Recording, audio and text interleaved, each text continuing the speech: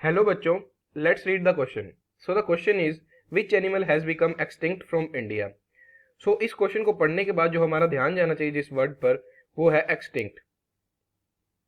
तो हमें सबसे पहले एक्सटिंक्ट का मतलब पता होना चाहिए कि ये क्या होता है।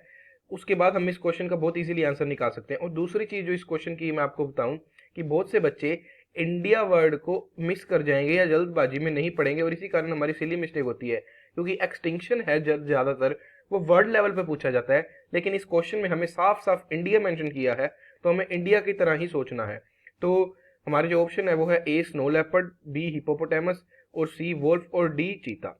सो सबसे पहले इस क्वेश्चन के की कंसेप्ट को समझते हैं। So the key concept is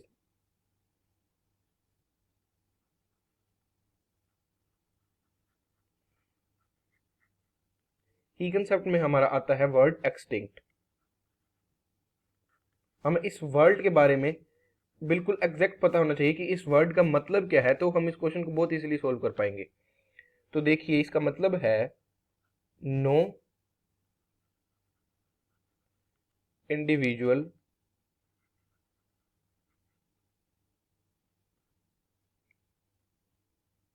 of a species is alive in a particular area. और ये एरिया कुछ भी हो सकता है। अगर हम हमारे क्वेश्चन की बात करें तो हमारे क्वेश्चन में जो हमें एरिया दिया गया है वो है इंडिया, तो हमें इंडिया के लिए सोचना है। लेकिन ज्यादातर ऐसे एक्सटिंक्शन वाले क्वेश्चन में जो एरिया होता है वो वर्ल्ड दिया जाता है। हमें वर्ल्ड लेवल पर डिसाइड करना होता है कि कौन सा एनिमल पूरे वर्ल्ड में प्रेजेंट नहीं है। लेकिन हमारे फिलहाल के क्वेश्चन में हमें जो एरिया है वो इंडिया दिया गया है, तो हमें इंडिया के लिए बात करनी है।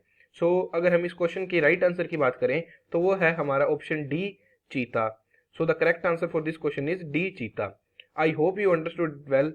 Best of luck. Thank you.